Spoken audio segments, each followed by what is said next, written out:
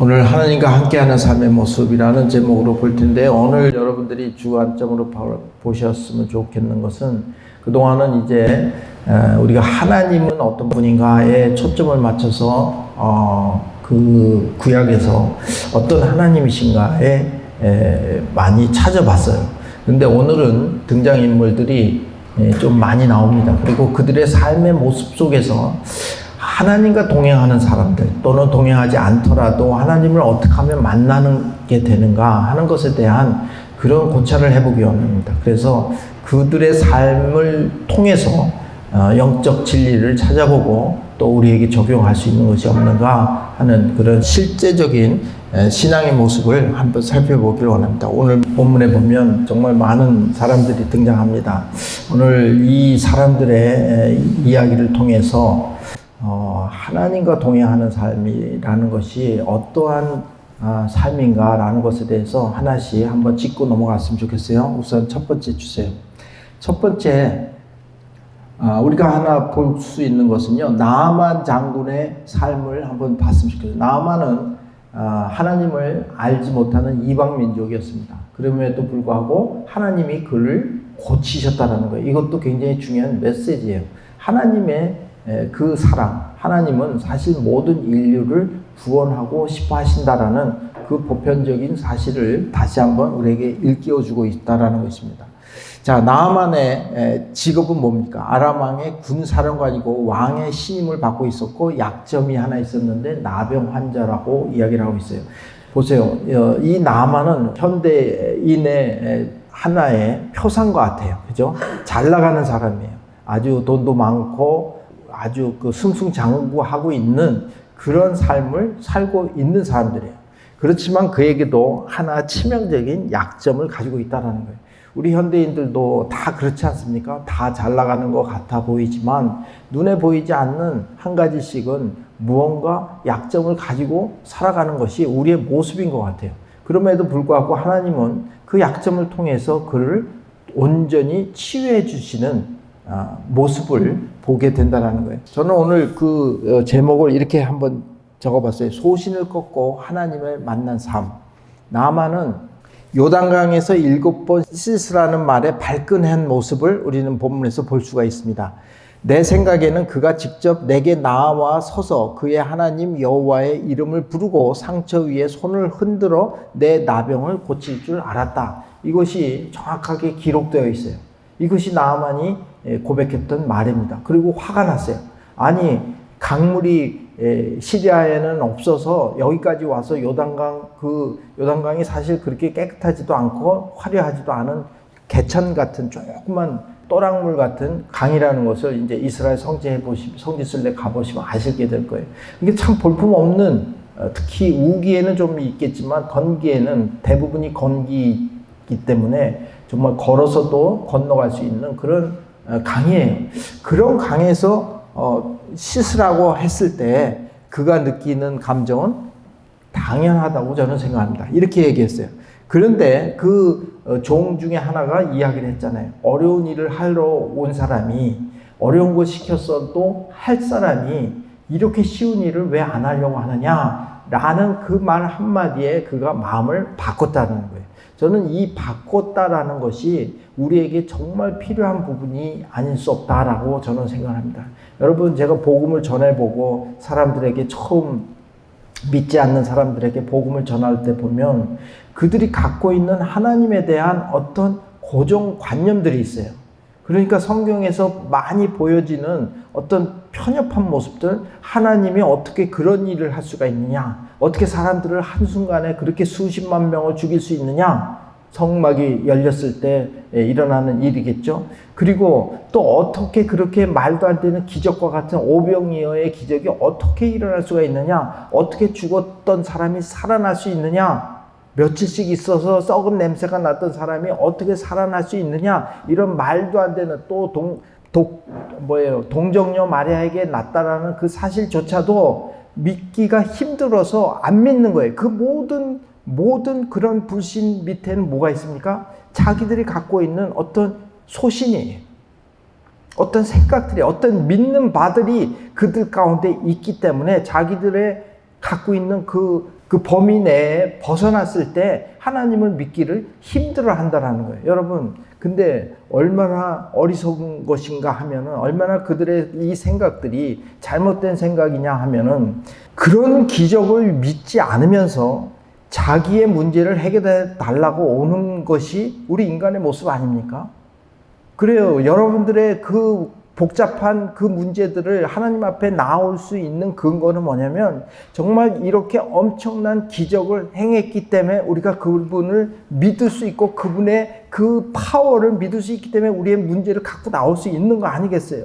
죽은 자도 살리실 수 있다라는 그러한 사실을 믿기 때문에 우리의 문제, 정말 우리의 힘으로는 풀 수 없을 것 같은 그런 문제를 풀어달라고 하나님 앞에 갖고 나오는 것 아니겠냐라는 거예요. 그러므로 저는 사실 가만히 들여다본다면 우리의 불신에 있는 그 모든 생각들이 결국은 우리의 소신에 근거한 것이다라는 거예요. 여러분, 여기서 저는 한 가지 영적 진리를 하나 보고 싶습니다. 약점은 우리를 하나님께로 인도하는 도구일 뿐이에요. 만약에 그가 나병이 없었다면, 그의 가장 큰 약점인 나병이 없었다면 그는 여기까지 엘리사를 만나러 올 엄두도 내지 않았을 거예요. 그러면 그의 삶에는요, 절대로 기적이 일어나지 않았을 것이다라는 거예요. 그래요. 우리가 살아가면서 우리의 이 약점, 우리가 없는 그 부분, 늘 우리를 괴롭히고 우리가 고민하고 생각하고 부러워하는 가진 자들을, 나의 약점을 커버할 수 있는 그것을 가지고 있는 자들을 너무나 부러워하면서 우리는 늘 한숨 짓고 또 우리의 삶을 엉망진창으로 만들어가는 모습들을 보게 됩니다. 그렇지만 바로 그 약점은 더도 아니고 덜도 아니고 오직 하나님께로 우리를 인도하는 도구일 뿐이라는 것을 알기를 바랍니다. 그래요. 그 약점 하나님 앞에 나오십시오. 그 약점 하나님께 나오시면 문제가 해결될 줄로 믿습니다. 이건 제가 자신 있게 이야기할 수 있는 것은, 내가 믿는 하나님은 죽은 자도 살리시는 분이시기 때문에 가능하다는 거야. 아멘, 할렐루야. 그렇기 때문에 여러분들의 그 문제, 사실 나병이라는 것, 불치의 병인 것 잘 아실 거예요. 그리고 승승장구하는 군 사령관으로서의 나병은 치명적인 약점이었을 것입니다. 그럼에도 불구하고 그렇기에 그는 하나님께 나왔어요. 여러분, 오늘 그가 가지고 온 예물들을 한번 제가 다른 버전을 보니까 거기에 이렇게 구체적으로 나왔어요. 은 2달란트와 금 6,000세겔. 제가 그거를 도랑형으로 요즘으로 이렇게 환산을 해봤어요. 그랬더니 어마어마한 양이에요. 한 달란트는 300 몇 킬로그램이에요. 여러분 생각해 보세요. 지금 은이 300kg하고 금이 80kg인가를 가지고 오는 거예요. 그거를 금액을 어제 날짜 그 금과 은의 환율로 제가 곱해봤더니 10억이 넘어요. 그러니까 지금 우리가 볼 2달란트 뭐 3개를 하니까 그저 요 정도 가져왔겠지. 그게 아니에요. 들지도 못할 정도의 양을 가져왔다라는 거예요. 그러니까 사실 그만큼, 물론 그 왕이 좋겠지. 시리아의 왕이 자기의 통해하는 군 사령관이었기에 중요한 사람이었기 때문에 아마 대부분의 그것을 다 줬을 거예요. 그럼에도 불구하고 그 많은 것을 가지고 올 수 있었던 근거는 뭐냐? 그만큼 고치고 싶었던 거예요. 여러분, 우리의 삶 가운데 저와 여러분들이 이 약점 때문에 발목 잡혀서 늘 비관하고 하신 것이 있었습니까? 여러분, 오늘 다시 생각하기를 주님의 이름으로 축원합니다. 그래요. 여러분, 그것을 주님의 앞에 갖고 나오십시오. 그리고 당연히 하나님께 부르짖으며 그것을 고쳐달라고 부르짖으십시오. 그랬을 때 고쳐지거나 아니면 고쳐받은 것과 같은 마음의 상태를 여러분들께 주실 것이에요. 그리고 그 문제를 이겨낼 수 있는 저와 여러분이 되기를 원합니다. 영적 진리, 약점은 우리를 하나님께로 인도하는 도구일 뿐이다라는 영적 진리를 하나 알게 됩니다. 그 다음에 마음을 바꾸면 하나님이 보이기 시작합니다. 그래요. 여러분, 우리가 갖고 있는 그 하나님에 대한 오해들을, 사실 그걸 하기 위해서 이번 올해 표어가 뭔지 아시죠? 뭐예요? 여호와를 힘써 알자. 할렐루야. 꼭 외우시기 바랍니다. 올해 우리 교회의 표가 여호와를 힘써 알자예요. 그 여호와를 힘써 알자라고 우리가 같이 표를 정했던 이유 중에 하나는 바로 그 하나님을 알려고 힘쓰는 거예요. 노력하는 거예요. 그것이 우리의 목적이에요. 우리가 이 땅에 있으면서 목적이에요. 그 미로와 같고 퀴즈와 같고 그렇게 꼬여있는 우리 인생을 하나하나 살아내면서 거기에서 하나님을 찾아내는 일을 하는 것, 그것이 우리 믿는 자들의 삶의 모습이다라고 생각합니다. 그러므로 우리가 갖고 있는 이 고정관념과 싸워야 되는 많은 순간들이 있다는 것을 저는 말씀드리지 않을 수 없습니다. 보세요. 첫째는 이 소신을 맹종하지 말고 분별하자. 여러분 오해하지 마시기 바랍니다. 소신이라는 것은 무슨 뜻이냐면 굳게 믿거나 생각하는 바에 믿는 바를 이야기하는 거예요. 근데 여러분 소신 없이 살으라는 뜻이 아니에요. 여러분 이 세상에 대한 어떤 소신들, 나는 분명히 성공할 거야 라는 강한 신념과 이런 소신들은 필요해요. 여러분 어떤 소신도 다 좋아요. 가지세요. 그러나 제가 이야기하는 것은 하나님에 대한 여러분들이 갖고 있는 고정관념을 내려놓으시라는 거예요. 왜? 우리가 아는 하나님의 성향과 하나님의 그 모든 것을요, 정말 10,000분의 1도 알지 못하는 것이 우리의 모습이다라는 것을 인정하십시오. 오늘 이 순간 여러분 하나님에 대해서만큼은 열린 마음을 가지시기를 주님으로 축원합니다. 성경에 쓰여 있는 어떠한 기적과 이사와 정말 말도 안 되는 상황 속에서 벌어지는 일들이라도 여러분 마음의 문을 열고 하나님을 만나려고 노력한다면 하나님은 반드시 만나 주실 수 있다는 것이에요. 오늘 나아만이 정말 이방 민족이면서도 자기의 그 고정감을 바꿨더니 하나님을 만나고 기적을 체험했던 이야기가 우리에게 주는 영적 진리예요. 우리도 어떤 부분만큼은 하나님을 이 부분까지는 믿지만 이 부분은 못 믿겠어 라고 선을 긋고 있다면 오늘 이 순간 여러분 내려놓으십시오. 우리가 알고 있는 그 어떠한 사실보다도 더 깊고 더 크고 더 알 수 없는 분이 하나님이세요. 그리고 그러한 모든 영역 때문에 내가 더 그분을 신뢰할 수 있다는 이 역설적인 사실 앞에 우리는 순종해야 될 줄로 믿습니다. 그리고 약점을 비관하지 마시고 이것을 통해서 하나님을 만나는 저와 여러분이 됐으면 좋겠어요. 그것을 통해서 은혜가 됐으면 좋겠어요. 그거는 딴 게 아니에요. 우리가 못난 것도 아니요. 단지 그것을 통해서 하나님 만나시기 위해서 우리에게 주셨던 귀한 은혜의 통로인 줄로 믿습니다. 두 번째 봅시다. 두 번째는 여자아이를 통해서 한번 살펴봤으면 좋겠어요. 이 여자아이의 삶을 통해서 보면 상황을 이기는 삶이라는 제목을 붙이지 않을 수 없어요. 왜냐하면 이 여자아이는요, 묘사한 부분이 그렇게 많지 않아요. 아람 군대가 이스라엘을 치러 나갔다가 이스라엘 땅에서 잡은 포로예요. 그러니까 신부는 노예예요. 참 안타깝죠. 그 당시에는 이스라엘이 굉장히 강대국이었음에도 불구하고 포로 생활을 하고 있다는 거예요. 그 주변국의 침략을 받아서 포로 생활을 하고 있다는 그 삶의 모습을 보면 참으로 안타깝고 좀 안 됐다 하는 생각이 들어요. 그리고 나아만 아내의 종으로서의 살아가고 있었고요. 그가 한 일은 딱 하나예요. 주인님께서 사마리아에 계신 그 예언자를 만나실 수만 있다면 그분이 주인님의 나병을 고쳐주실 수 있을 것입니다. 그는 아마도 유대인이었기에 그는 하나님에 대한 그 신뢰와 믿음이 있었을 거예요. 어떤 분이라는 것에 대해서 알 수 있었을 거예요. 그래서 그는 죽은 자도 살리시는 하나님을 알았고 또 나병 정도는 분명히 이길 수 있는 힘을 갖고 있는 사람이 있을 것이다. 그 엘리사를 이야기하는 것이죠. 엘리사에 대한 소문과 평판도 들었을 것이에요. 그렇기에 그는 그 이야기를 전한 것뿐이에요. 사실은 이것이 복음을 전한 거예요.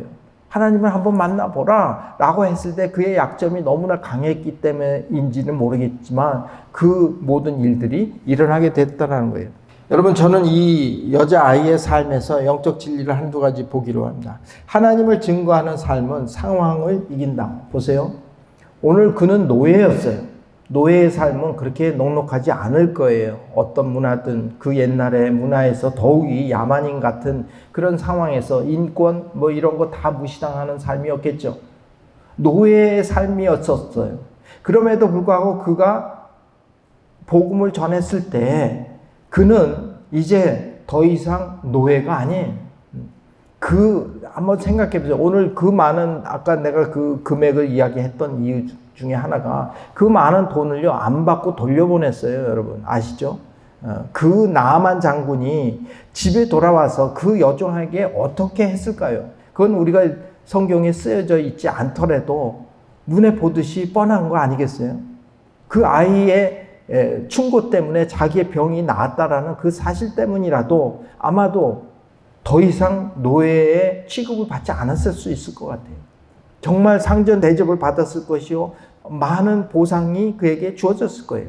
뭐 그 보상을 바라는 것은 아니지만 이제 그는 더 이상 노예의 비참한 삶이 아니었다라는 거예요. 여러분, 여기에 영적 진리가 있어요. 하나님을 증거하는 삶은 가치가 있다라는 거예요. 우리도요, 사실 노예와 별반 다를 거 없어요. 우리도 나름대로 묶여서 살고 있지 않습니까? 그래요. 그리고 우리의 삶을 비관하고 우리의 삶을 정말 벗어버리고 던져버리고 탈출하고 싶은 그런 마음들이 우리 가운데 있다라는 거예요. 그런데 이러한 상황 속에서 단지 우리의 삶을 완전히 변화시킬 수 있는 유일한 것이 있는데 그것이 뭐냐면 바로 복음을 전하는 것이라는 거예요. 여러분, 여기서 복음을 전하라는 것은 그냥 뭐 예수 믿으세요 이것만 이야기하는 것은 저는 아니라고 생각합니다. 나의 삶을 통해서 복음을 전하는 거예요. 내가 예수님을 믿고 변화된 삶을 살아감으로써 다른 사람들이 저 사람은 세상 사람과 다르다라는 소리를 듣는 것, 그것이 복음을 전하는 거예요. 그러므로 저는 이것을 확대 해석한다면 만약에 여러분들의 삶에 만족스럽지 않습니까? 그렇다면 여러분 이제 결단하십시오. 내가 이제는 복음을 전하는 삶을 내 삶을 통해서 보여주는 그런 삶을 살겠다라고 결단하십시오. 그렇게 됐을 때 여러분들의 삶은 더 이상 뭐예요? 그런 저주 속의 삶이 아니라는 거예요. 이것이 하나님과 동행하는 삶의 특징이에요. 그것은 상황을 이기는 삶이다라고 저는 생각합니다. 그래서 제목을 이렇게 붙여봤어요. 상황을 이기는 삶. 여러분, 상황이 어렵다면 오늘 이 여자아이를 더욱더 깊이 묵상하며 여러분들이 상황을 이기는 그런 삶을 사시기를 주님으로 축원합니다. 디모데후서 4장 2절에 보면요, 그대는 말씀을 전파하여라. 때를 얻든지 못 얻든지 항상 힘써라. 이 말씀을 우리 가끔 전합니다. 그래서 복음을 전하라고 강조할 때 이 말씀들을 많이 하는데 꼭 복음을 전하는 것뿐만 아니라 여러분 선행을 하십시오. 이웃 사람들에게 선행을 하는 것만으로도 여러분 이런 삶을 사는 거예요. 살아내는 거예요. 사실 복음을 전하는 것은 여러 가지 모습이 있습니다. 저는 가정사역을 해요. 그래서 가정이 정말 하나님의 사랑으로 화합되어지는 그 모습을 꿈꾸고 있어요. 그리고 저는 때를 얻든지 못 얻든지 이 가정이 어려운 사람들을 보면 안타까운 마음이 생겨서 이야기를 해주고 싶어요. 그래서 이야기를 해주고 그들이 변화되는 모습을 볼 때 저는 너무너무 내 삶이 정말 풍요로워지는 것을 느끼게 됩니다. 바로 그런 것인 것 같아요. 여러분, 하나님의 소명을 따라 사십시오. 그렇다면 여러분들의 삶에는요, 말할 수 없는 의미가 부여될 것이며 말할 수 없는 풍요로움이 여러분 삶 가운데 임하게 될 줄로 믿습니다. 여러분, 가정을 돌보십시오. 먼저 가정을 돌보십시오. 가정을 천국과 같은 가정을 꿈꾸며 살아가고 만들어 보시는 저와 여러분들에게 주님을 축원합니다. 세 번째 보겠습니다. 하나님과 동행하는 삶은 세 번째는요, 두려움을 이기는 삶이에요. 이스라엘 왕대 엘리사를 한번 비교해 봤으면 좋겠어요. 내가 내 종 나아만을 왕께 보내니 이 편지를 받아보시고 왕께서는 그의 나병을 고쳐주십시오. 이것이 시리아 왕이 이스라엘 왕에게 써보낸 편지의 핵심 골자예요. 근데 이 편지를 받았을 때 이스라엘 왕이 보인 반응은요, 좀 의아해요. 뭐라고 그랬어요? 이스라엘 왕은 편지를 읽고 자기의 옷을 찢으며 말했습니다. 내가 하나님이냐? 내가 어떻게 사람을 죽이고 살릴 수 있겠느냐? 이 자가 왜 내게 사람을 보내 나병을 고쳐달라고 하는 것이냐? 그러니 너희는 잘 생각해서 그가 내게 싸움을 걸어오는 것인지 알아보라. 보세요. 두려움이에요. 네. 두려움이에요. 이 왕은 지금 무엇을 생각했습니까? 열등감이 있었던 것 같아요. 어쩌면 자기 힘을 믿지 못했던, 어쩌면 시리아가 더 강했을 수도 있겠네요. 그런 상황 속에서 그 두려움 때문에 이건 시비를 걸려고 하는 것이다 라고 생각했다라는 거예요. 그러나 엘리사는 어떻게 보나, 이 상황을 똑같은 상황인데 어떻게 보는지를 한번 봅시다. 하나님의 사람 엘리사가 이스라엘 왕이 자기 옷을 찢었다는 말을 듣고 이스라엘 왕에게 심부름하는 사람을 통해 말을 전했습니다. 왜 옷을 찢었습니까? 그 사람을 내게 오도록 하십시오. 그러면 그가 이스라엘의 예언자가 있음을 알게 될 것입니다.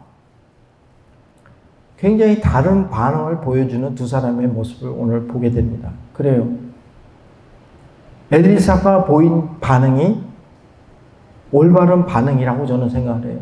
이스라엘의 왕이 보인 그 반응은 사실은 자기의 그 두려움을 해결하지 못한 자들의 모습이다라고 생각이 되는 거예요. 여기서 우리가 알 수 있는 영적 진리는요, 세상의 일을 평가하는 기준은 자기의 이익이다라는 거예요. 보세요. 오늘 이스라엘 왕이 저렇게 사색이 되어서 옷을 찢을 수밖에 없는, 옷을 찢는다는 건요 보통 표현이 아니에요. 그러니까 분노와 슬픔과 그런 복잡한 감정을 드러내는, 옷을 찢는다라는 표현으로 그런 감정을 드러내는 거죠. 그러기에 그 평강한 마음이라고 볼 수는 없는 상태였습니다. 그렇게까지 할 수밖에 없었던 것은요, 두려움이에요. 자기의 그 왕위를 이제 더 이상 유지하지 못할 것 같은, 전쟁이 일어나면 나에게 닥칠 그 두려움 때문에 나는 더 이상 견뎌낼 수가 없었던 것 같아요. 이것은 분명히 함정이다라고 보는 거예요. 보세요. 우리 삶 가운데서도요, 어떤 두려움이 우리를 엄습할 때 한번 그 속을 한번 정확히 들여다봤으면 좋겠어요. 그 두려움은 무엇입니까? 내가 손해를 볼 것 같은 두려움이에요. 사실은 그 모든 두려움의 핵심은 이익이에요. 내가 잃어버릴 것에 대한 두려움, 내가 소유하고 가지고 있는 것이 정상이고 내가 잃어버리는 것은 정상이 아니다라고 생각하는, 그래서 억울하다라는 그 생각들이 우리를 두렵게 하고 떨게 하는 것이 아닌가 생각을 해요. 그러나 우리 믿는 사람의 기준은 하나님의 관점이어야만 한다는 거예요. 여러분 가운데 경제적인 어려움이 있습니까? 힘들죠. 왜? 내가 누려야 되는 것을 누리지 못하기에, 내가 박탈당하는 것 같기 때문에 두려워요. 그렇지만 하나님의 관점에서 본다면, 하나님의 가치관에서 본다면 이것은 반드시 지나가야 되는 길이에요. 내가 이겨내야 되는 길이에요. 내가 승리해내야 되는 길이에요. 왜? 어차피 우리는 빈손으로 돌아가게 되어 있어요. 아무것도 가져갈 수 없는 이 땅에서의 삶이에요. 오히려 그것을 우리에게 오히려 다시 한번 일깨워주는 메시지가 아닐 수 없습니다. 오히려 두려움이 온다면 사실은 아직도 내 안에 그것에 대한 공포가 있구나라는 것에 대해서 우리는 반성을 해야 될 줄을 믿습니다. 그리고 오히려 그것을 이겨낼 수 있는 힘을 달라고 기도해야 돼요. 그리고 그것을 발견해야 됩니다. 하나님의 관점에서의 그 상황을 해결하는, 인식하는 그런 저와 여러분이 됐으면 좋겠어요. 두려운 일을 대하면 하나님의 관점에서 바라보시기를 주님으로 축원합니다. 그러면 아마도 보일 겁니다. 그것이 더 이상 두렵지 않을 것입니다. 그리고 그런 상황 속에서도 우리의 갈 길을 묵묵히 걸어갈 수 있는 저와 여러분이 되기를 주님으로 축원합니다. 마지막으로 하나만 더 보겠습니다. 초월한 삶. 제목을 초월한 삶이라고 붙여봤는데 게하시와 엘리사의 삶이에요. 그죠? 이익을 취하려는 자와 이를 초월한 자. 게하시는 정말 나쁜 사람 같아요. 그죠? 그는 엘리사의 종이었음에도 불구하고 거짓말을 너무 많이 했어요. 그죠? 주인이 그 많은 정말 엄청난 금은 보화를 거절했던 모습을 보면서 아마도 욕심이 발동했을 거예요. 저거를 받으셔도 되는데, 사실 엘리사는요, 그거 받아도 되는 것들이었을 거예요. 왜? 보답으로 주겠다고 가져온 것이기 때문에 그걸 받는다고 하더라도, 그리고 또 그것을 선한 곳에 그때 기근이 있었기에 얼마나 살기 힘들었겠어요. 또 예언자 학교를 운영하는 어떤 원장으로서 그런 돈이 얼마나 유용하게 쓰여질 거라는 것은 우리가 상상할 수 있습니다. 그렇다면 그렇게 했어도 됐을 거예요. 그럼에도 불구하고 그는 그것을 거절했다는 거예요. 그것도 나중에 살펴볼 거예요. 자, 그렇다면 이 게하시는 거짓말을 했어요. 게하시가 어떤 거짓말을 했습니까? 안 받고 돌아가는 그 나아만을 뒤쫓아가서 갑자기 예언자가 2명이 왔다. 그들에게 줄 돈이 필요하니까 다시 달라. 이렇게 나아만한테 가서 거짓말을 했어요. 그리고 그것을 받아왔습니다. 1달란트만 달라고 했는데 은 1달란트만 달라고 했는데 2달란트를 줬어요.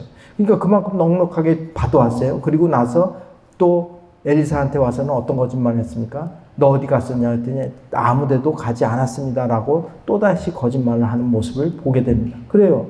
게하시는 거의 정신줄을 놓은 것 같아요. 그 이익 때문에 그 이익이 너무너무 갖고 싶어서 그는 이렇게 엄청난 거짓말을 하면서 이득을 취하고 있는 모습을 보게 됩니다. 그래요. 이 사실을 통해서 우리는 영적 진리 2가지를 한번 보기 원합니다. 부당한 이익을 추구하면 패망한다.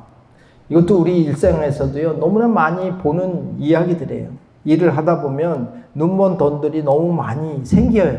그리고 그것을 정말 포장하고 위장하면 얼마든지 걸리지 않을 것 같은 그런 돈들이 많이 오고 가는 모습을 보게 됩니다. 요즘 정치권에서도 너무나 많은 그런 일들 때문에 싸우고 난리치는 모습들을 보지 않습니까?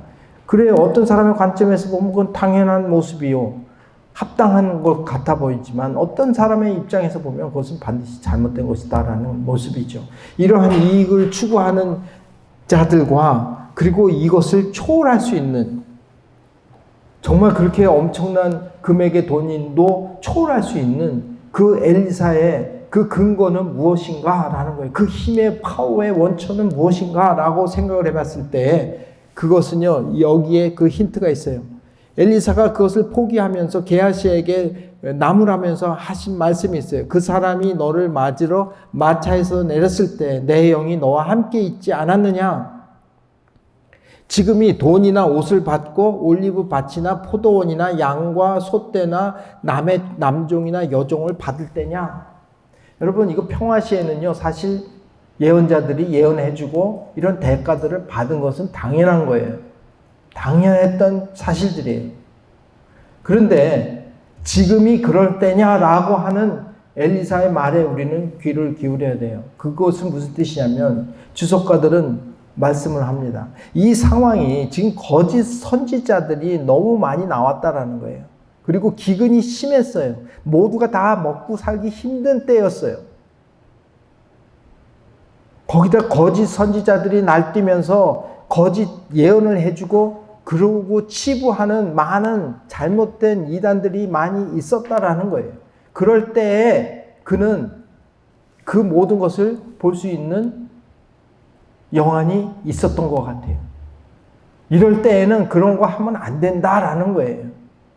받아도 괜찮은 돈이지만 그럼에도 불구하고 그렇게 해서는 안 된다라는 거예요. 그건 뭐예요? 우선순위를 하나님께 둔 거예요. 그리고 시대와 상황을 읽을 수 있는 영적인 안목이 그에게 있었다라는 거예요.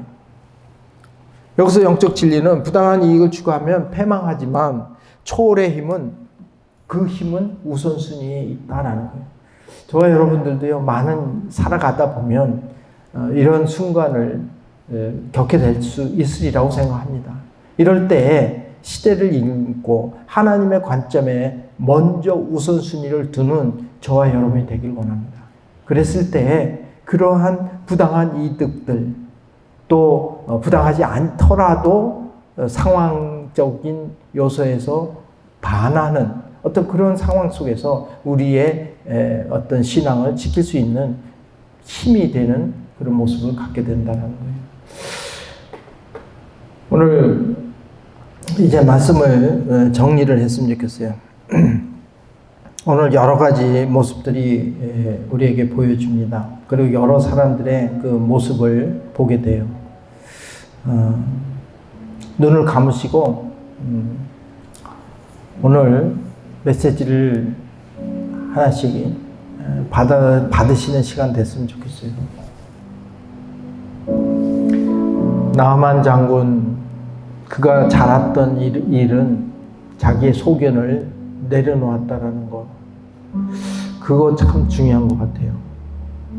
우리의 삶 가운데서 아직도 하나님에 대한 왜곡된 시선이 있다면 이 시간에 내려놨으면 좋겠어요.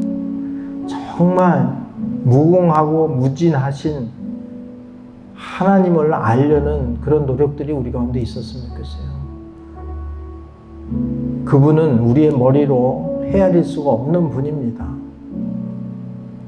이럴 때는 이렇게 해야 됩니다 라는 그런 생각들은 우리의 소견일 뿐이에요. 우리의 영적 진보를 방해하는 것이 그런 것임을 기억하시고 그런 것들을 내려놓는 저와 여러분 됐으면 좋겠어요.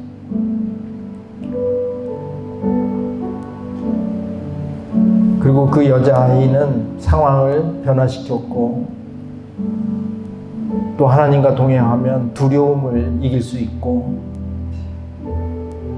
그리고 초월한 자의 삶을 살 수가 있습니다.